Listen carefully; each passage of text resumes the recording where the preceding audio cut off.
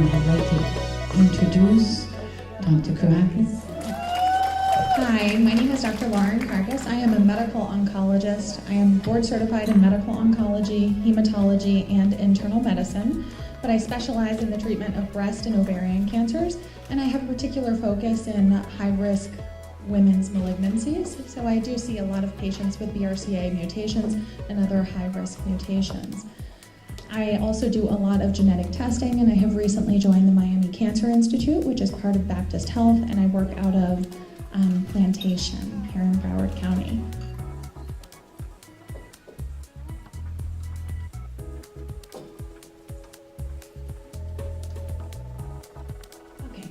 So today this is a mixed group of women, so it's kind of a broad conversation, and if there are any questions, I'm happy to answer them. But I'm going to talk about the impact of breast surgery and breast cancer and prophylactic interventions.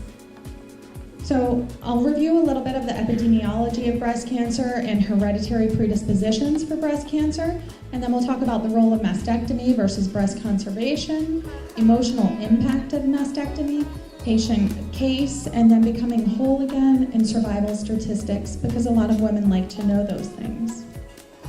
So breast cancer epidemiology. Globally, breast cancer is the most commonly diagnosed malignancy among women. It's also the most common cause of death across the world. This used to be cervical cancer, but pap smears have actually eradicated that, so that's a wonderful thing. In the United States, it is the most commonly diagnosed malignancy in women and is the second most common cause of death. And among women ages 40 to 49, it's the #1 cause of death. So it's very important to stay on top of your screening to prevent these things.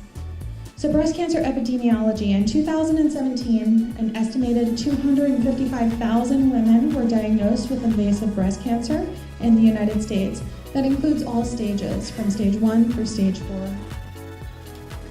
Of those patients, about close to 40,000 had what we call triple-negative breast cancer. 14% of those triple-negative patients are found to have a BRCA mutation, which really comes out to about 5,400 patients. Hormone receptor positive, which means that they are hormone-driven tumors, constitute about 172,000 patients, and only 5% of those patients will be found to have a BRCA mutation. But since it's a higher number, there's a higher proportion of patients, so that's 8,600 patients that have a hereditary predisposition. It's really important to consider genetic testing in populations, even though they may not be the indicated populations by the national guidelines. We are finding that more women should be tested because there are more treatment options based on BRCA mutation. So women with a pathogenic BRCA mutation have somewhere between a 71 and an 84% lifetime risk for developing breast cancer by the age of 70. More than 25 of those patients are older than 45 at the time of their diagnosis, and more than 25% of BRCA mutations occur in patients with no family history of breast cancer, which is really important because those patients, when they go to see an oncologist, would not qualify for genetic testing because they do not have the family history. If you're over 45 and you don't have a family history, insurance is likely to deny that. So it's important for you to have a very proactive doctor that is willing to do so. And then also the majority of patients with a BRCA mutation actually have hormone-driven disease, and we don't always think that that's the case. We tend to think that patients that have the most aggressive type of breast cancer, which is triple-negative, are the ones that have the BRCA mutations. Hormone receptor-positive breast cancer is overwhelmingly the most common type of breast cancer, but we're not always testing those patients, so it's an important thing to consider. So the typical flow from diagnosis to intervention, I have two different slides. One is with breast cancer. Breast cancer diagnosis, surgery, and the time to surgery from the time of diagnosis is typically less than a month. That can then be followed by chemotherapy, radiation therapy, starting anti-estrogen therapy, which can go on for 5 years, reconstruction if indicated, and then emotional therapy. So just the medical therapy, drop out the emotional therapy, is at least 6 years from the time of diagnosis. A lot of times we're actually treating with anti-estrogens for 7 to 10 years. So we're really looking at a large commitment, and not to even take into consideration the emotional impact of such a diagnosis, because that actually can go on for a lifetime. In your genetic predisposition, the typical flow from diagnosis to intervention, most women are being tested in a prophylactic setting because of family history.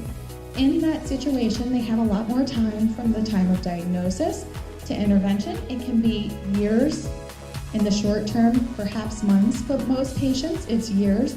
They go on to a high-risk screening protocol and then make their decision, usually when they're done bearing children, to go through prophylactic surgeries. But then they go on to surgery, reconstruction, and it also has an emotional impact. So mastectomy, increasing in frequency to treat and prevent breast cancer, even when it's not medically advised. We obviously know that the high-risk BRCA population goes through this to prevent cancer, but a lot of women who are diagnosed with cancer opt for a bilateral mastectomy because they feel like it is going to reduce their risk. We know that statistically that's not true, but women feel like they will do anything they possibly can to feel more secure. So according to a recent study in the Journal of the American Medical Association, mastectomy rates have jumped 6-fold between 1998 and 2011 and 11-fold for women under 40. So the real question is why? Why is that the case? And a lot of women are choosing more surgery because they want to do anything they can for peace of mind. So they feel it is peace of mind. But the disconnect between the anxiety that women feel when they're diagnosed is not really acknowledged until further down the road when they realize the impact of their decision to undergo bilateral mastectomy in a situation where it may not have been necessary. And there's a sense that these decisions have to be made immediately. Women are diagnosed with cancer, they want it out immediately. They don't take the time to think of the long-term impact of these decisions. And there seems to be a misunderstanding about the associated morbidity. So when we talk about morbidity with surgery, we're talking about the potential bad things that can happen, the potential complications. There are a lot of potential adverse outcomes with such a surgery. So consequences of a mastectomy. It's a major surgery with long-term consequences. There's a loss of sensation across the chest wall. This is really important for women because we don't really think about it. And in a lot of cases, breast or sexual organs too. So this really can cause a lot of issues with intimacy in the long run as well. There are changes in posture, particularly when you have a unilateral mastectomy, and then you have weight imbalance. Changes in range of motion, and then there are potential complications of infection, contracture, graft failure, lymphedema with or without radiation, or significant lymph nodes. We tend to think that if you only take out 1 or 2 lymph nodes that you're not going to get lymphedema. That's actually not the case. It doesn't always correlate to the number of lymph nodes removed. But it also leads to a poor self-image. Women tend to feel damaged, less feminine, sexual dysfunction or avoidance. There's decreased sensation. And then in the majority of women with breast cancer, we block their hormones. So we actually can create a sensation of being asexual and lack of interest because they've lost their sex hormones. And then there's also the fear of being unattractive to their partner. I have many patients actually that will not get undressed in front of their husbands of 20 and 30 years. So I'm just going to give you a young patient case. So this is a 24-year-old single mother that was diagnosed when her child was 1 year old with right breast cancer. She had stage 2 disease, but because there was lymph node involvement, she received chemotherapy first to reduce the burden of her disease. And then she went on to a right mastectomy and an axillary adenectomy and had a tissue expander placed. Within a year, the patient was found to have an abnormality in the other breast and was found to have precancerous cells. She then underwent a left mastectomy and lymph node biopsy and left tissue expander placement. And at that time, she was tested for a BRCA mutation and was found to have a BRCA2 mutation. So she presented to me after the fact with stage 4 disease that had spread to her lungs and her lymph nodes.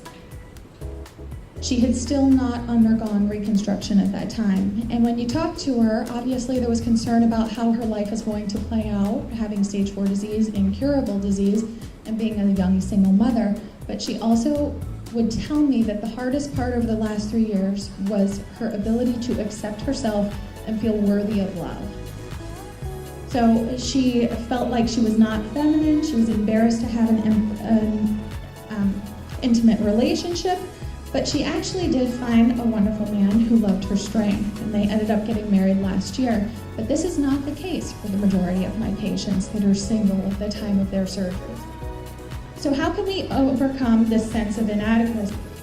I really think that we need to change the paradigm. We need to empower these women to recognize that post-breast cancer mastectomy or lumpectomy does not define a woman's femininity.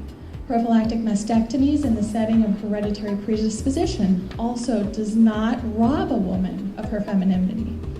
Post-surgical emotional impact needs to be recognized and validated, and we don't always do that. So reconstruction, as Tracy said, a little over 50% of women get reconstruction after a mastectomy. The benefits of reconstruction are to permanently regain your breast shape and to improve your self-image. However, there's really right at 50% of women who don't do this. A lot of them are fearful of another surgery, fear of hiding a recurrent tumor, fear of a complication such as an infection or a flap failure, fear of delaying life-saving therapy, and this happens in the patients that are actually diagnosed with cancer. They don't want to delay potential radiation or intervention for chemotherapy. And then a lot of women, and I'm sure Tracy hears this, the risk for the lymphoma. People are very concerned about the very rare lymphoma associated with breast implants. So how can they regain their shape? And that's where we come into prosthetics. Breast prosthetics allow women to dress themselves and feel like a woman and kind of regain their shape and their figure and their confidence after a very traumatic procedure and experience. A well-fitted breast form can also correct posture, and it anchors the bra from sliding up. And fortunately, most insurances are covering this, which is great for the patients. And many of my patients are also able to get bathing suits, which is really great in South Florida. And many patients, even after reconstruction, are still using prosthetics for symmetry and to balance out the shape of their breast. This is really important consideration because we're doing better when it comes to breast cancer. More patients are surviving, and that's what we want to do. So in localized disease, the 5-year relative survival is 99%. That's wonderful. That would be Angie's case, actually. She's in that 99%. In regional disease, 85%. Those are patients with lymph node involvement at the time. And then metastatic disease, although it doesn't look great, we're doing so much better. That 27% is a drastic improvement over 10 years ago. And I think that it's really, I think I might have it on the next slide. No. It's important to know that survival statistics are delayed over what is actually happening, because in order to get a survival statistic, a person has to die.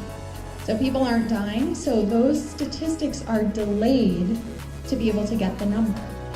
So since 1989, breast cancer death rates have decreased rapidly, about 40% decline through 2015. This equates to 322,000 lives saved over that time frame. And this is a decrease in age groups all across. And they've also plateaued for women under 50 because typically younger women tend to have more aggressive breast cancer and are actually also not diagnosed early because they're told, oh, it's mastitis, it's a cyst, you're too young for breast cancer. So there's a delay. So they tend to have further advanced disease. And the decreased mortality is also attributed to improvements in treatment and in early diagnosis. So this is what I was talking about. The long-term survival rates are based on women treated many years ago and do not reflect the most recent improvements.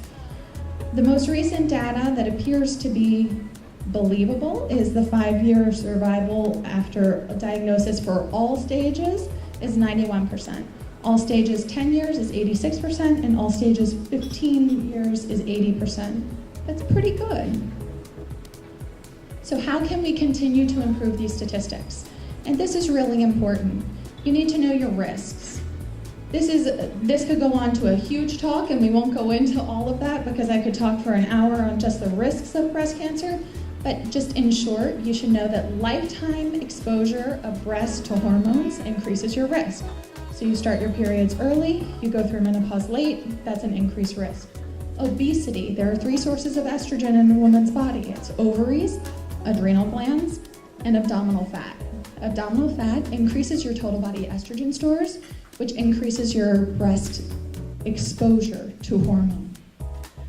Hormone use, including birth control pills and hormone replacement therapy.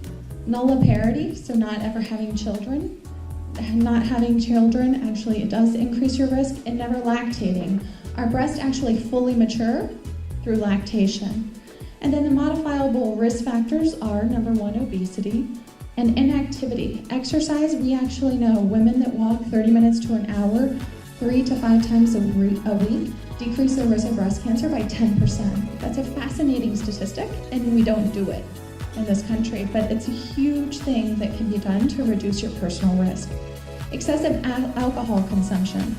Alcohol, actually, more than 3 drinks per week is considered excessive in the breast cancer world. It's probably not truly excessive, but it does increase your risk. And then family history and Ashkenazi Jewish or Caribbean descent tend to have more hereditary predispositions with BRCA mutations. So knowing your family history, if you have a family history with 1 first-degree relative having breast cancer, you have a 2-fold increased risk for developing it. If you have 2 first-degree relatives, then you have a 3 to 4-fold increased risk, and this is in the absence of a hereditary mutation. And then most women who develop breast cancer actually have no family history, which is why it's so important to adhere to screening guidelines. Because if you don't have a family history and you think that you're never going to be the one, 1 in 8 will be the one, and you don't want to be that one.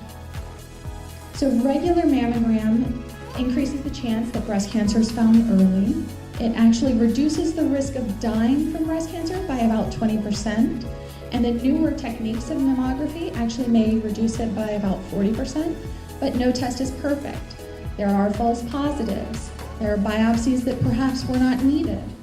There's overdiagnosis. There's a very small amount of radiation, and it can't catch all cancers, but it is still the single most effective mechanism for early diagnosis. An ultrasound can be used as an adjunct to a mammogram. It is particularly useful in dense breast to see what may not be seen on the x-ray of a mammogram, but it is not generally recommended in routine screening.